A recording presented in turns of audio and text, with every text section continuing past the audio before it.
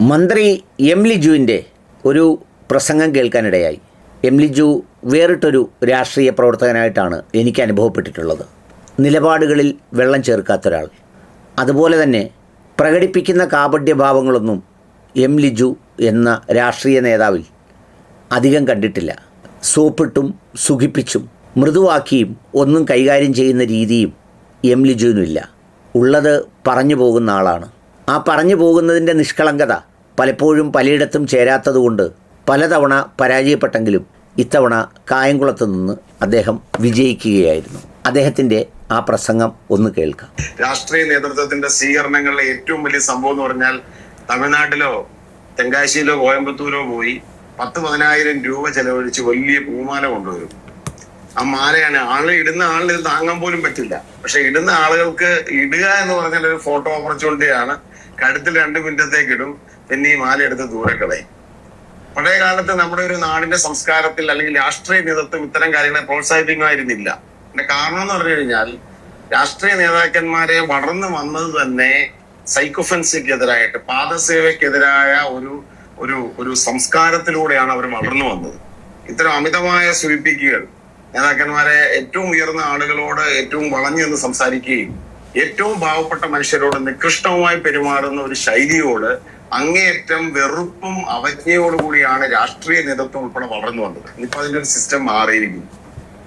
System മാറിയിരിക്കുന്നു എന്ന് പറഞ്ഞു കഴിഞ്ഞാൽ ഇത്തരം മാലകളൊക്കെ നമ്മളെല്ലാം അങ്ങ് അഭിരമിക്കുകയാണ്. കുറച്ചുകൂടെ വലിയ മാല പോരട്ടെ, കുറച്ചുകൂടെ വലിയ പൂച്ചെണ്ട് പോരട്ടെ, അല്ലെങ്കിൽ കുറച്ചുകൂടെ നമ്മളെ കുറിച്ചൊന്ന് എഴുതി പറഞ്ഞാൽ നമ്മൾ കൂടുതൽ കുളിര് പോരുന്ന ഒരു കാലഘട്ടമാണ്. അവിടെ വിമർശനങ്ങൾ ആവശ്യമാണ്. കാർട്ടൂണിസ്റ്റ് ശങ്കരനെ പോലെയുള്ള ആളുകൾ ചെയ്തിരുന്ന അതാ. നെഹ്റു ഇന്ത്യയുടെ പ്രഥമ പ്രധാനമന്ത്രിയായി ആരും ചോദ്യം ചെയ്യപ്പെടാതിരുന്ന ഒരു കാലഘട്ടത്തിൽ, ആരും ചോദ്യം ചെയ്യപ്പെടാൻ പറ്റാതിരുന്ന ഒരു കാലഘട്ടത്തിൽ നെഹ്റുവിനെ തീവ്രമായി വിമർശിച്ചുള്ള കാർട്ടൂൺ അദ്ദേഹം എഴുതിയിട്ടുണ്ട്. നെഹ്റുവും അത് ചെയ്തിരുന്നു. അദ്ദേഹം, ഞാൻ ഏത് യുഗാന്തറിലാണ് തോന്നുന്നത് സാർ എഴുതിയ യുഗാന്തർ ഏതിനാ ഒരു പത്രത്തിന്റെ പേര് മറന്നുപോയി. അതിനകത്ത് നെഹ്റു ഒരു തവണ മറ്റൊരു പേരിൽ ഒരു ലേഖനം എഴുതി നെഹ്റുവിനെ വിമർശിച്ചുകൊണ്ടാണ്. അത് പറയുന്നത് ഇങ്ങനെയാണ്: വിദേശ വിദ്യാഭ്യാസം നേടിയ ആളാണ് നെഹ്റു, അദ്ദേഹത്തിന് ഇന്ത്യയുടെ യാതൊരു ബന്ധവുമില്ല, അദ്ദേഹത്തിന്റെ വിചാരം ഇന്ത്യയുടെ ചക്രവർത്തിയാണെന്നാണ്. ഈ മനുഷ്യനെ അങ്ങ് പൊങ്ങച്ചങ്ങളിൽ അഭിരമിക്കുകയാണ്. ആരാണ് എഴുതുന്നത്? നെഹ്റു തന്നെ എഴുതിയിരിക്കുകയാണ്. ഒരു പത്രത്തിൽ അന്നത്തെ ഇന്ത്യയുടെ പ്രധാനമന്ത്രി ആയിരുന്ന ആളെ ആരും വിമർശിക്കാതിരുന്നപ്പോൾ മറ്റൊരു പേരിൽ അദ്ദേഹം തന്നെ സ്വയം വിമർശിച്ചുകൊണ്ട് ഒരു ലേഖനം എഴുതുകയാണ്.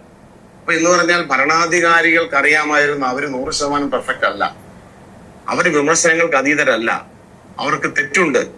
അത് മനസ്സിലാക്കാനുള്ള ആ വിവേകം ഭരണാധികാരിക്കുണ്ടായിരുന്നു.